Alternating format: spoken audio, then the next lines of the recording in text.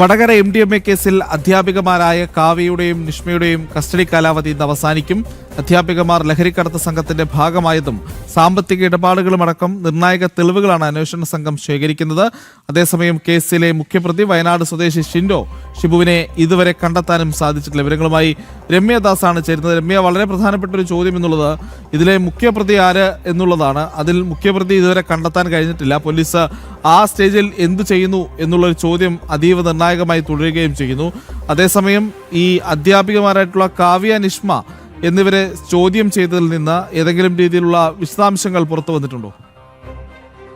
പ്രദീപ്, ഈ വടകര സാമ്പത്തിക ഇടപാട്, അതായത് MDMA ഇടപാടുമായി ബന്ധപ്പെട്ട്, ലഹരി കച്ചവടവുമായി ബന്ധപ്പെട്ട് സാമ്പത്തിക ഇടപാട് കേസിലാണ് ജുഡീഷ്യൽ കസ്റ്റഡിയിൽ കഴിയുന്ന 2 പ്രതികളെ, അതായത് 3-4 പ്രതികളായിട്ടുള്ള പുരാത്തൂർ സ്വദേശി കാവ്യ, അതുപോലെ തന്നെ ആവണത്തെ കുട്ടോത്ത് സ്വദേശിയായ നീഷ്മ എന്നിവരെയാണ് 2 ദിവസത്തേക്ക് NDPS കോടതി കസ്റ്റഡിയിൽ വിട്ടിട്ടുള്ളത്. അതായത് ഇവരുമായി ബന്ധപ്പെട്ട് കൂടുതൽ തെളിവുകൾ ശേഖരിക്കേണ്ടത് ആവശ്യമാണ് എന്നുള്ളതാണ് പോലീസ് ഇത്തരത്തിൽ കോടതിയിൽ റിപ്പോർട്ട് സമർപ്പിച്ചിട്ടുള്ളത്. അതായത് കൂടുതൽ കാര്യങ്ങൾ ഇവരിൽ നിന്ന് ചോദിച്ചറിയേണ്ടതുണ്ട്.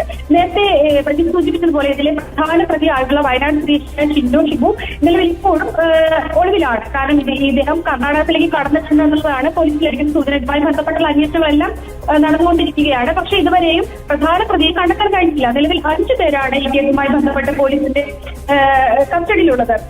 ഇതിൽ ഇവരുമായി ബന്ധപ്പെട്ട്, അതായത് ഇപ്പോൾ കസ്റ്റഡിയിൽ വാങ്ങിയിട്ടുള്ള കാവ്യ, അതുപോലെ തന്നെ നീഷ്മ, ഇതിനെ കൂടുതൽ പോലീസിന് ചോദ്യം ചെയ്യേണ്ടത് ആവശ്യമാണ്.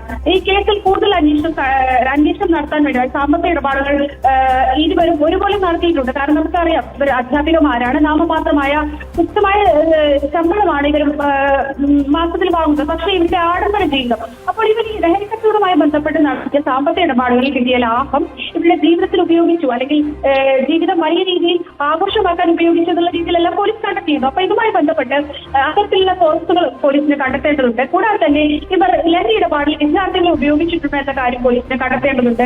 ഇവർ കിട്ടിയ പണം എന്തിനൊക്കെ ഉപയോഗിച്ചു എന്നുള്ള കാര്യങ്ങളെല്ലാം തന്നെ കണ്ടെത്തേണ്ടതുണ്ട്. അതുപോലെ തന്നെയാണ് ഈ ലഹരി ഇടപാടുമായി ബന്ധപ്പെട്ട് മറ്റ് കണ്ണികളെ കൂടി തിരിച്ചറിയാനും വേണ്ടിയാണ് ഇത്തരത്തിൽ വിശദമായി ചോദ്യം ചെയ്യാൻ ഇവരെ 2 ദിവസത്തേക്ക് കസ്റ്റഡിയിൽ വാങ്ങിയിട്ടുള്ളതുമായി ബന്ധപ്പെട്ടുള്ള പോലീസിന്റെ ചോദ്യം ചെയ്യലെല്ലാം തന്നെ പുരോഗമിക്കുകയാണ്. ഇന്ന് വൈകിട്ടോടുകൂടി തന്നെ ഇവരെ കോടതിയിൽ ഹാജരാക്കേണ്ടതുണ്ട്.